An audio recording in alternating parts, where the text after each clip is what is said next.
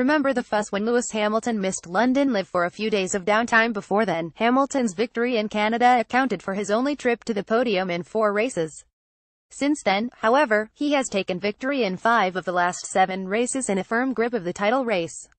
His excellence since the break has been unrelenting, capitalizing on every mistake and misfortune of Sebastian Vettel, to transform what was a 7-point deficit 5 races ago into a 59-point lead.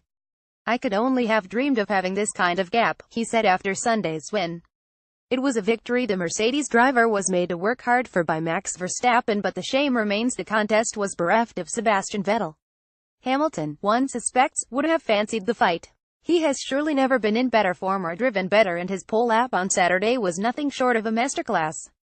Rating out of 10.9, he has some competition from a certain championship leader, but is Max Verstappen F1's most informed driver. The Dutchman followed his Malaysia win with an impressive second place here and very nearly claimed an unlikely back-to-back victory. What's more, Verstappen continues to dominate Red Bull teammate Daniel Ricciardo.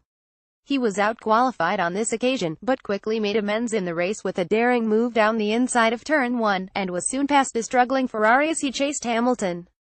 Hamilton kept a 2-second buffer in a much stronger Mercedes for much of the race, but Verstappen was there to attack late on when the leader struggled with his tires. But for traffic, he may well have got closer to overtake Hamilton for the second time in as many weeks. He's had his fair share of bad luck in 2017, but it sure is fun to see Verstappen battling at the front again. Rating out of 10.9, Suzuka proved a familiar tale to Malaysia for Daniel Ricciardo. Another podium, another third place, but cut adrift of Lewis Hamilton and Max Verstappen at the front after losing ground at the start. The one difference on the second leg of F1's Asian doubleheader was that Ricciardo qualified as the lead Red Bull, something he hadn't managed since July. But Verstappen has an unassailable 115 lead in that particular head-to-head, and, in any case, the Dutchman got ahead of Ricciardo by turn 1 on Sunday, with the Australian unsighted in his mirrors, and leaving the door just a little too wide open. Predictably, his teammate didn't need asking twice. Ricciardo also dropped behind Ocon, but was back ahead by lap 11. He was 6 seconds behind Verstappen at that stage and only dropped 2 more seconds over the concluding 52 laps, although defense rather than attack became his priority in the closing laps as Valtteri Bottas homed in. Ricciardo didn't wilt, and his 9th podium of the season already represents a career high. Rating out of 10.8, out of form and out of confidence, this was a modest improvement from Valtteri Bottas. But it's hard to be too positive when considering the pace of his teammate in Suzuka. Bottas would have been pleased to qualify on the front row before his grid penalty was applied, but that must be tempered with the fact Mercedes had by far and away the most dominant qualifying car, and he was still more than 0.3 of a second behind Hamilton. The only wider inter-team gaps were at Ferrari and Williams. Bottas improved to 4th in the race after starting from 6th on the soft tire, but didn't overtake anybody you wouldn't expect him to, and crucially couldn't find a way past Ricciardo. "I would have hoped for him to be on the podium," admitted Mercedes boss Toto Wolff. Rating out of 10, 6.5, Kimi Räikkönen only had himself to blame for failing to compete for a podium at Suzuka. It was his mistake which necessitated the change of gearbox that demoted him to 11th on the grid and into the danger zone at the race start. Off the track at the second corner, Räikkönen did a solid enough job thereafter to take 5th, but it was an average result in the context of possessing a car which had the pace to claim victory. Rating out of 10.6, only Lewis Hamilton has claimed more points finishes than Esteban Ocon this season, and the reliable and very talented Frenchman produced one of his strongest weekends yet at Suzuka to snare 6th. The quickest Force India in qualifying by a 10th, Ocon ran 3rd for the race's opening 10 laps before being overtaken in quick succession by Ricciardo and Bottas' faster cars. But, although Räikkönen also got by on lap 20, Ocon kept hold of 6th ahead of the quita possibly Fister Perez as the consequence of the pair's argy-bargy earlier in the season team orders played out for the first time. Rating out of 10, 8.5, Sergio Perez radio outbursts provided some much-needed entertainment on race day, with the Mexican angry that Force India weren't allowing him to attack and overtake Ocon. But at a narrow track, this is what you get for failing to out-qualify your teammate. And what you get for crashing twice with your teammate in Belgium. This was just the 5th time Perez had lost out to Ocon on a Saturday this season, and it proved crucial in the race, but he still brought back valuable and impressive points for Force India. Perez hasn't finished a race outside the points since Monaco. Rating out of 10, 7.5. Kevin Magnussen, fast becoming the bad boy of F1, continued to ruffle the feather of his peers in Japan. His wheel-banging barge past Felipe Massa was so robust that it knocked the Williams so far wide that it left the door open for Romain Grosjean to sail through as well. But any criticism of the maneuver can only be because of Magnussen's reputation. It was legitimate, it was fair, and it was a race highlight. 8th place at the checkered flag accounted for Magnussen's first point since Baku on a weekend when he also had the measure of his teammate in qualifying as well. A job very well done.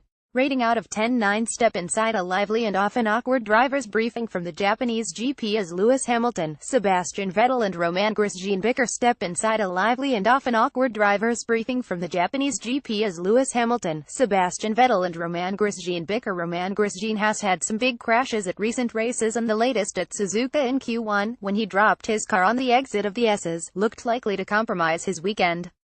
So 9th place on Sunday as part of a rare Haas double top 10 finish was a surprise, although not seemingly to the Frenchman, who reckoned he would have made Q3 had he completed qualifying. He also reckoned he was faster than Magnussen in the race, but his attempts to negotiate a position swap fell on deaf cars and he followed the sister car for nearly the whole race. Rating out of 10, 7.5. Felipe Massa is eager to remain at Williams in 2017, and the Japanese GP was a reminder of his battling qualities. In a far from optimal car, Massa scrapped and fought for a single point. Felipe took a lot of damage on his car during the race, confirmed Paddy Lowe. Even though it was only 1 point, it feels like one of the more difficult points we've scored. Massa rolled back the years with his defensive 10th from Fernando Alonso in the closing stages, but it still appears unlikely he will still be in Formula One next season. Rating out of 10, 7.5. Sometimes you don't get what you deserve in Formula One. Fernando Alonso was typically tenacious in Japan, swatting aside the inconvenience of an engine penalty to the back of the grid, to join the fight for points. And his reward, the worst final position in F1, 11th, 1 place away from the points and a reprimand for holding up Hamilton. Talk about hitting a man when he's down. Rating out of 10, 8. So it's goodbye to F1 for at least the time being for Jolyon Palmer, whose 12th place finish at Suzuka effectively summed up an yearly but not quite 35 race stint on the grid. A 20-place grid penalty meant points were always a long shot when he started 18th, but he nonetheless had a solid weekend by qualifying within 0.2s of Nico Hülkenberg and then finishing on the tail of Massa and Alonso in the fight for the final point. Rating out of 10, 6. Pierre Gasly continues to gain experience behind the wheel of an F1 car, but he will hope for much more impressive races in the future. The Frenchman took on the baton for Toro Rosso after Carlos Sainz early crash and was close to the points when following the Haas, but a costly lockup at the hairpin both allowed Nico Hülkenberg through and damaged his tires sufficiently that he needed to make an extra pit stop. 13th place was all he could manage, and it remains to be seen whether Gasly will be at the US GP with a Super Formula title up for grabs. Rating out of 10, 6. After 2 consecutive 7th place finishes, results which have propelled him above Alonso in the standings, Stoffel Vandoorne had, in his own words, one to forget in Japan. A collision with Raikkonen at the first corner sent Vandoorne, promoted in the top 10 after qualifying when his teammate was demoted, to the back of the field. And that was pretty much that. Worth highlighting, though, that even though he was outqualified by Alonso at Suzuka, there was less than a tenth between them.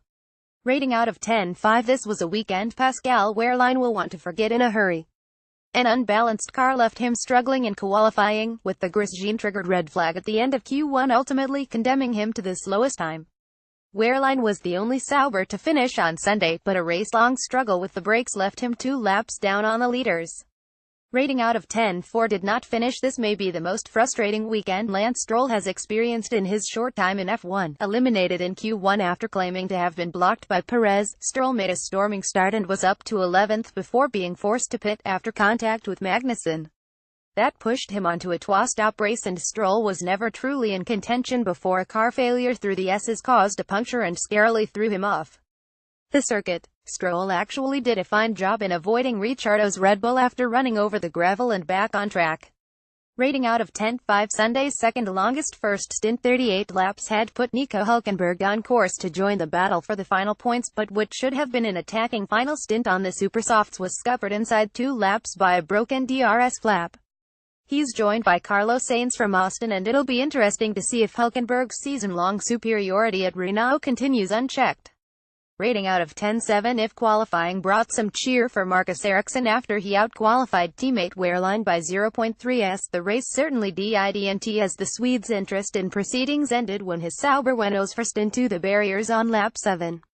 Ericsson was running 14th ahead of the McLarens, but in the end it counted not one jot. Rating out of 10 5. Ferrari's Sebastian Vettel struggled in the Japanese GP before having to retire his car to leave a huge dent in his World Championship hopes. Ferrari's Sebastian Vettel struggled in the Japanese GP before having to retire his car to leave a huge dent in his World Championship hopes. You have to feel for Sebastian Vettel.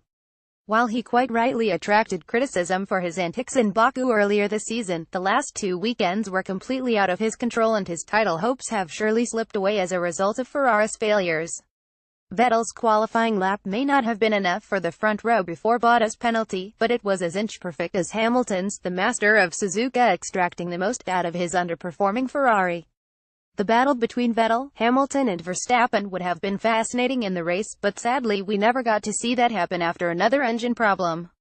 But the 4-time world champion, while evidently disappointed, still handled it with good grace and refused to criticize his team. Rating out of 10 nice and rather undignified manner for Carlos Sainz to bow out from Toro Rosso as the Spaniard crashed out on the opening lap, launching an over-optimistic move in a desperate and backfiring attempt to recover from being demoted to the back of the grid. But Renault's determination to race Sainz as early as next week's USGP, with only 3 practice sessions available for acclimatization, speaks volumes about how highly they rate a driver who leaves Toro Rosso having scored 48 of their 52 points this term. Rating out of 10 4. Don't miss this week's F1 report as Natalie Pinkham is joined by Mark Priestley and new GP3 champion George Russell to round up and discuss all the stories from the Japanese GP. Watch on Wednesday, October 11th at 8:30 p.m. on Sky Sports F1. If you are using skysports.com, you can comment below to get involved in the debate, but please adhere to our house rules. If you wish to report any comment, simply click on the down arrow next to the offending comment and click report.